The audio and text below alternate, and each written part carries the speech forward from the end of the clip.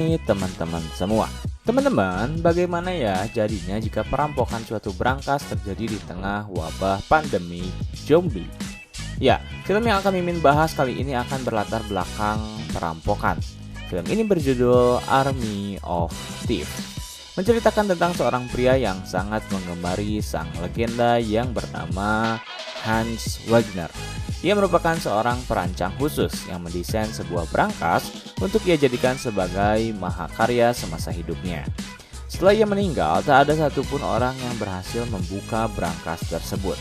Hingga tiba saatnya seorang YouTuber yang sering memberi tips serta penjelasan mengenai cerita Hans Wagner direkrut oleh kelompok perampok internasional.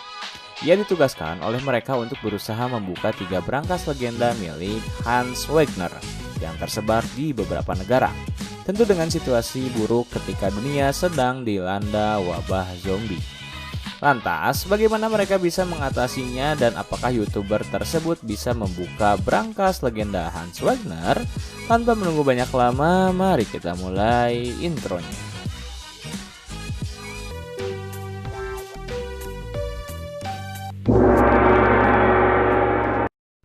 Scene diawali oleh seorang pria yang menjelaskan tentang siapa itu Hans Wagner, serta mengapa ia sangat begitu digemari oleh banyak orang.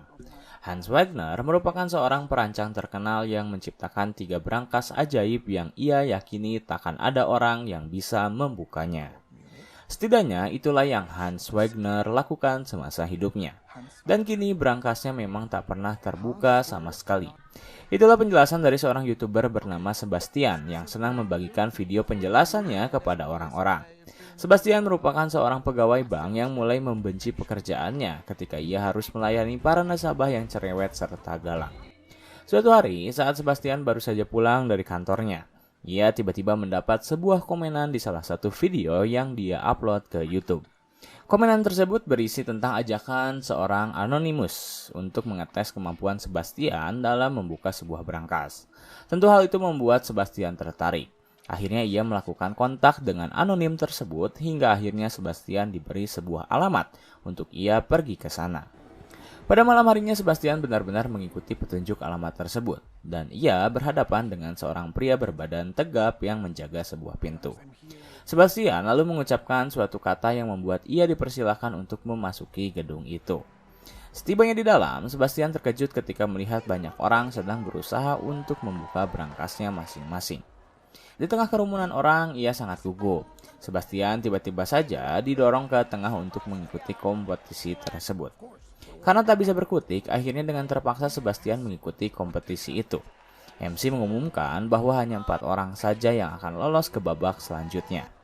Maka dari itu, 4 orang tercepat yang berhasil membuka brankas akan melaju ke babak selanjutnya. Saat pertarungan dimulai, orang-orang langsung memasang telinga mereka ke hadapan brankas demi mendengar kepingan demi kepingan mesin brankas yang bisa menjadi patokan mereka untuk membukanya. Sementara Sebastian ia melakukan hal yang sama, namun dengan sedikit agak tenang, tak membutuhkan waktu lama. 3 orang profesional berhasil membuka brankas dengan cepat, dan yang terakhir ialah Sebastian. Semua orang berteriak mendukung Sebastian dan bertaruh atas dirinya. Karena berhasil menjadi 4 orang tercepat, Sebastian berhak untuk lolos ke babak selanjutnya. Kini 4 orang tersisa dan hanya 2 orang yang akan masuk ke dalam babak grand final. Saat pertandingan dimulai, Sebastian mulai memasang muka serius. Ia berhasil menjadi orang kedua yang membuka brankas tersebut dengan cepat. Dan dengan begitu, Sebastian berhak masuk ke babak final. Ia sangat senang dan tak menyangka akan hal itu. Di babak final, waktu yang tersisa hanyalah sedikit. Sementara brankas yang harus mereka buka memiliki beban yang sangat berat. Ketika lawannya serius dan sedang berusaha membuka brankas miliknya, Sebastian justru dengan sangat tenang mengajaknya berbicara. Ia mengatakan jika waktu mereka kini tersisa kurang dari 1 menit saja. Karena waktu yang semakin menipis, Sebastian mulai mendengar dentuman brankas. Lalu dengan penuh yakin, ia memutar kode-kode di brankas tersebut.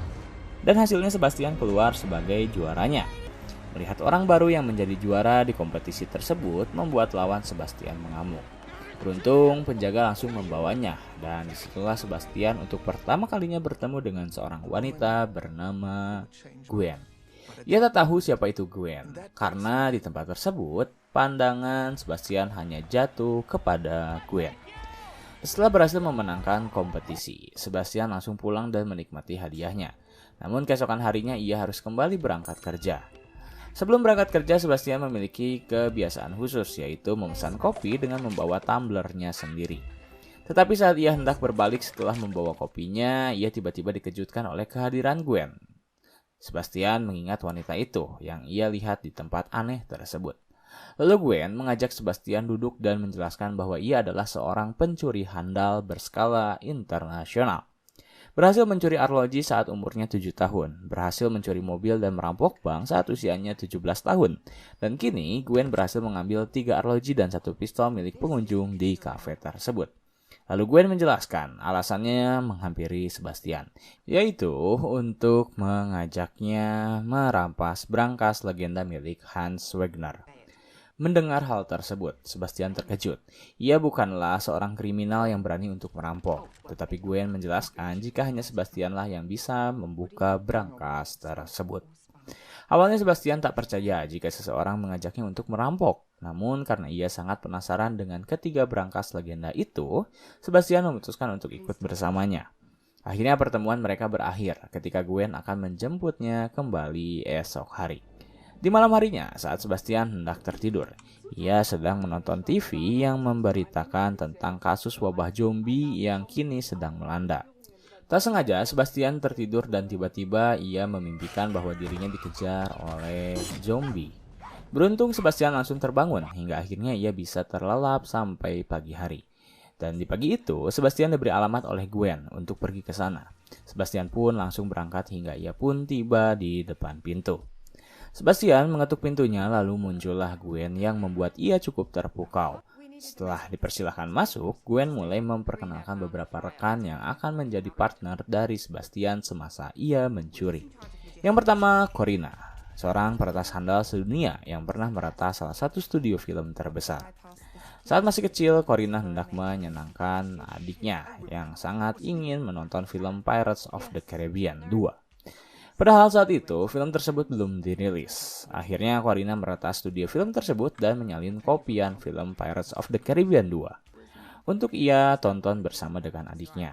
Yang kedua, Rolf, seorang driver terbaik yang tak ada yang bisa menandinginya dalam persoalan permesinan mobil. Dan yang terakhir, Brad Cage, seorang pria yang menyebut dirinya pemimpin dari perampok skala internasional di sini. Ia merupakan perampok kejam dan tak kenal ampun demi mencapai tujuannya. Dan lalu Gwen mempersilahkan Sebastian untuk berbaur satu sama lain terlebih dahulu. Dengan penuh ketegangan dan rasa malu, Sebastian tak menyangka jika ia bisa bersanding dengan para pencuri kelas internasional. Di sore harinya, mereka mulai menjelaskan tentang 3 brankas yang akan mereka curi. Ketiga brankas tersebut berada di berbagai negara, yaitu Perancis yang bertempat di negara Paris, Republik Ceko yang bertempat di Praha, dan yang terakhir berada di negara Swiss. Corina membagi mereka ke berbagai golongan sesuai dengan tingkat kesulitan yang akan mereka hadapi. Dan yang paling mudah adalah brankas di Paris. Ditaksir hanya berisi 40 juta dolar. Sementara yang tersulit berada di Swiss dengan uang yang berisi 100 juta dolar. Brad dan Rolf pun siap beraksi untuk segera mencuri brankas tersebut. Semua brankas milik Hans Wagner dimiliki oleh seorang miliarder bernama Blai Tanaka yang dikenal sangat kejam. Maka dari itu, mereka harus bisa memastikan diri mereka masing-masing untuk tak tertangkap oleh penjaga ketiga brankas tersebut. Setelah semua perencanaan matang, Gwen langsung memutuskan untuk pergi ke brankas pertama yang berada di Paris. Sebastian terkejut karena ia baru saja bergabung dengan mereka dan harus langsung beraksi. Dengan kegugupan dan ketakutan yang ia miliki, Sebastian berusaha untuk menenangkan dirinya terlebih dahulu. Setibanya di sana, Gwen langsung memberitahu kembali rencana mereka. Pertama, Sebastian akan masuk terlebih dahulu ke dalam bank, lalu ia pergi ke toilet. Tak lama kemudian, Gwen akan menyusul sembari mencuri kunci dari penjaga yang sudah pasti ia anggap sangat mudah. Kemudian, Gwen akan membuka deposito baru di bank tersebut untuk mendapatkan akses masuk ke ruang penyimpanan. Setelah itu, Corina akan masuk untuk mengecoh teller agar membiarkan Gwen menjemput Sebastian di toilet. Dan setelah itu, ia langsung membawa Sebastian ke tempat brankas itu berada. Saat Sebastian melihat berangkas pertama milik Wagner, ia benar-benar terpukau. Sebastian menyentuh berangkas tersebut lalu menceritakan kronologi dan alasan mengapa Wagner menciptakan berangkas ini. Sebelum ia memulai semuanya, Sebastian terlebih dahulu meregangkan kedua tangannya, lalu menyetel musik klasik yang sering Wagner dengarkan. Dan ia pun mulai beraksi. Sebastian menyentuhkan telinganya lalu dengan perlahan menikmati setiap pergerakan mesin yang berusaha ia buka. Setelah cukup lama Sebastian mengamati pergerakan mesin berangkas tersebut, akhirnya ia berhasil membukanya, yang membuat Sebastian benar-benar tak menyangka jika ternyata ia berhasil membuka berangkas tersebut. Sebastian yang sangat senang langsung masuk ke dalam dan dengan cepat mengambil uang-uang yang berada di dalam berangkas tersebut bersama Wagner. Setelah semuanya selesai, kini pengalihan terakhir datang yang akan dilakukan oleh Brad. Saat Brad sedang berbincang dengan teller, Sebastian dan Gwen harus bergerak dengan cepat keluar dari bank dan langsung masuk ke mobil. Setidaknya itulah rencana mereka yang berhasil terlaksana dengan baik. Di aksi yang pertamanya, Sebastian benar-benar sangat senang. Aksi yang para pencuri kelas internasional itu lakukan dengan cepat menarik perhatian Interpol. Mereka pun langsung melakukan investigasi dan mereka menargetkan 2 orang dari pencuri tersebut. Kedua orang itu adalah Gwen serta Brad yang selama ini menutup-nutupi namanya. Karena nama Brad yang asli ialah Alexis. Karena aksi pertama mereka berhasil, pemimpin Interpol meyakini jika mereka memiliki 2 peluang tersisa untuk menangkap mereka. Dan ia sangat yakin jika para pencuri itu akan tertangkap di tangan miliknya. Ia pun langsung menjadwalkan keberangkatan para anggotanya menuju lokasi kedua para pencuri itu akan berada, yaitu Praha. Mari kita berpindah kepada base camp dari para pencuri, yang dimana setelah aksi pertama mereka dibilang sangat berhasil, mereka langsung mengadakan pesta besar-besaran. Semua anggota sangat bahagia atas kemenangan besar tersebut. Namun Sebastian tetap tertuju pada Gwen. Saat itu ia melihat Gwen sedang menari sendiri di tengah ruangan. Corina yang menyadari hal itu memberitahu bahwa ia juga sangat menyukai Gwen semenjak ia bekerja bersamanya. Namun tak pernah ada yang tahu bagaimana kehidupan asli Gwen. Mendengar cerita seperti itu justru membuat Sebastian semakin penasaran dengannya. Akhirnya saat anggota-anggota lain menikmati pesta mereka, Sebastian justru menghampiri kamar milik Gwen. Di sana ia bertanya apakah Gwen baik-baik saja. Gwen mempersilahkan Sebastian untuk masuk. Di sana mereka lalu berbincang tentang mengapa alasan Gwen melakukan hal ini. Ia menjawab bahwa dirinya adalah seorang anak dari salah satu bajingan kaya yang membuat orang-orang merugi. Karena hal itu, Gwen sangat muak dan memutuskan untuk pergi dari rumah saat ia berumur 16 tahun. Gwen mulai bertemu dengan Brad pada umur 19 tahun, dan disitulah aksi-aksi mereka mulai terjalin. Setelah itu, Gwen juga mempersilahkan Sebastian untuk mendekat. Ia mengatakan jika dirinya sangat ingin pergi ke Nevada, Amerika, tempat di mana wabah zombie terpusat di sana. Gwen sangat ingin ke sana karena ia sangat ingin mencari keberadaan dari berangkas terakhir milik Hans Wagner yang dirumorkan berada di sana. Berangkas tersebut bernama Gotterdammerung. Gwen tak bisa membayangkan jika ia berhasil menemukan berangkas itu. Kemudian scene berpindah pada tim yang langsung bergerak menuju Praha keesokan harinya.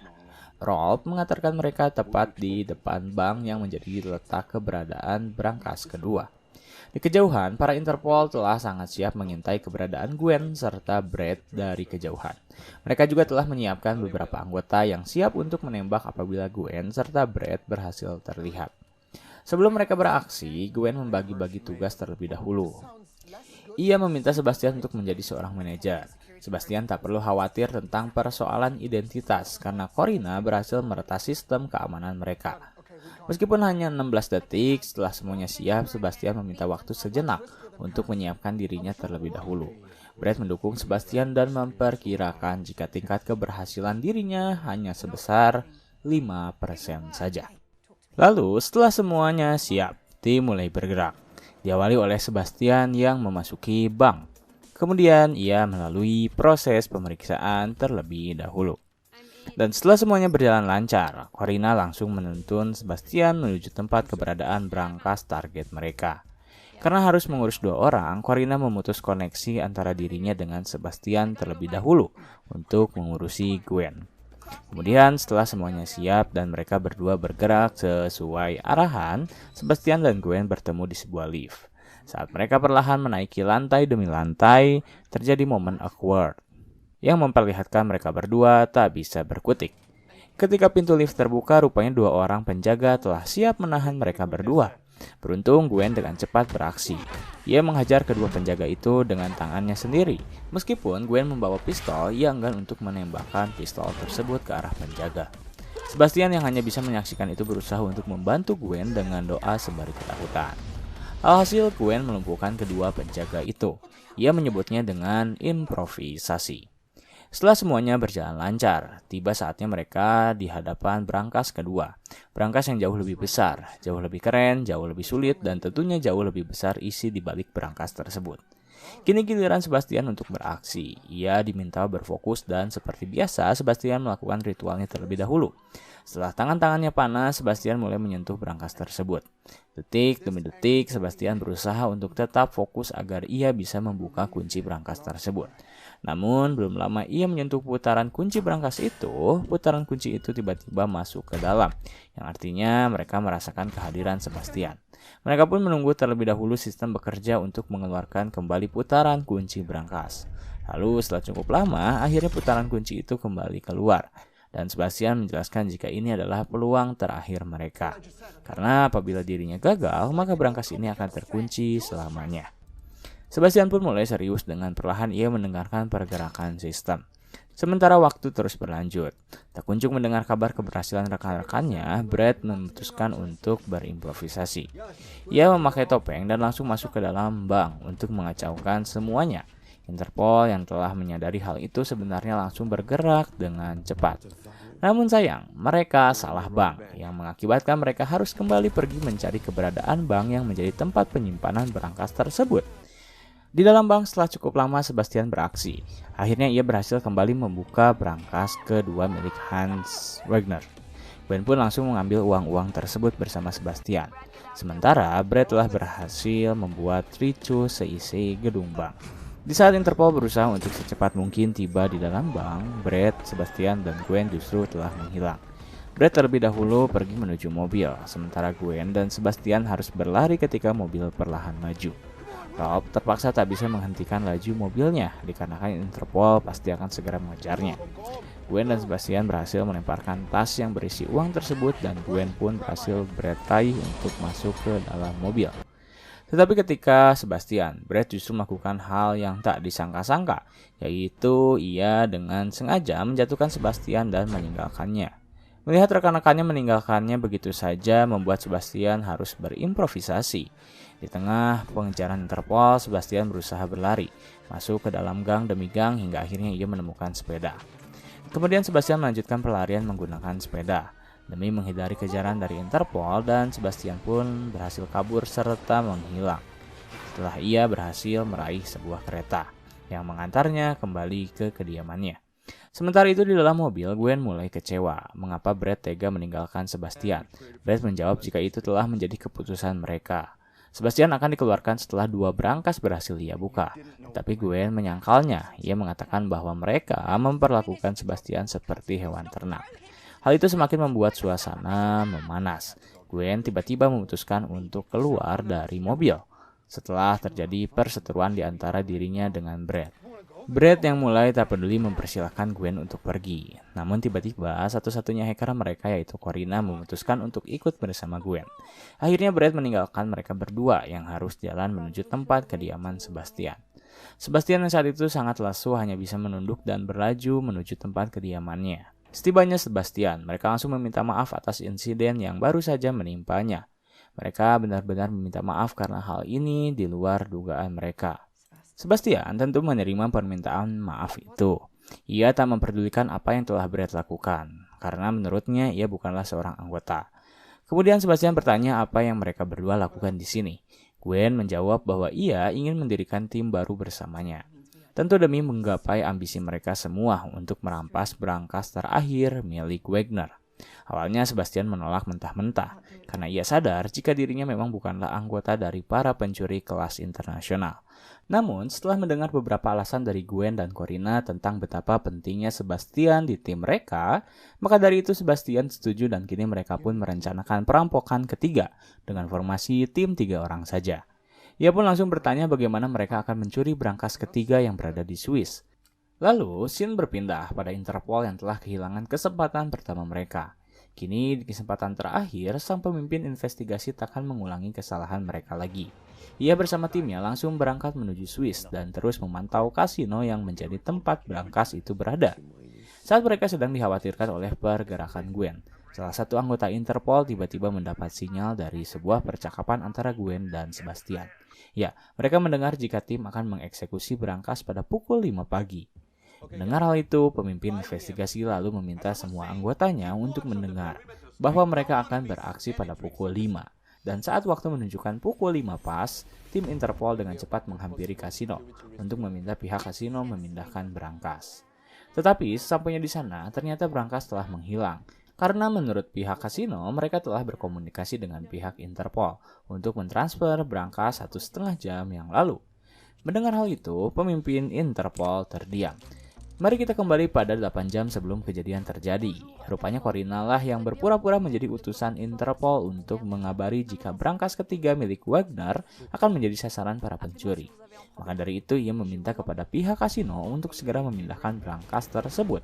Kemudian saat brankas telah dipindahkan dan sedang dalam perjalanan, truk yang mengangkut brankas dibajak oleh Gwen yang berhasil melumpuhkan penjaga sekaligus supir truk tersebut.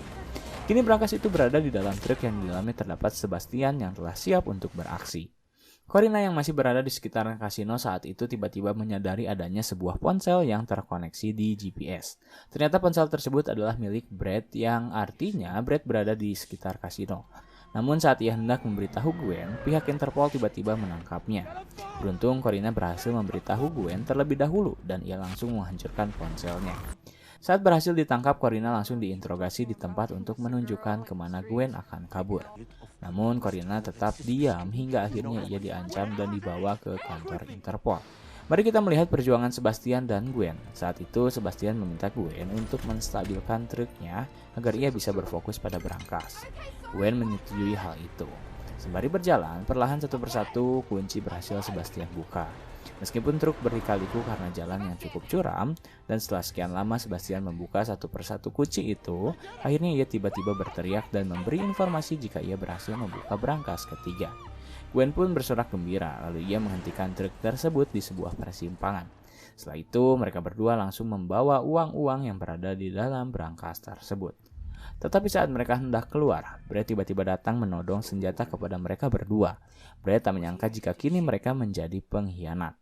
Karena kesal melihat Sebastian sebagai orang baru berusaha mengganti posisinya, Brad berusaha menembaknya, namun ternyata Gwen telah merusak pistolnya terlebih dahulu. Hingga akhirnya semua keadaan berbalik ketika Gwen menodongkan senjata kepada Rob dan Brad. Mereka pun diborgol di dalam truk dan Gwen bersama Sebastian langsung pergi menggunakan mobil milik Rob. Tak lama kemudian, mereka berdua berhasil ditangkap oleh Interpol. Ketiga brankas berhasil dirampok dengan sangat rapi dan cemerlang. Kini mereka berdua hendak kabur menuju Nevada, Amerika. Tetapi saat mereka hendak kabur, pemimpin Interpol tiba-tiba datang dan meminta mereka berdua untuk menyerah.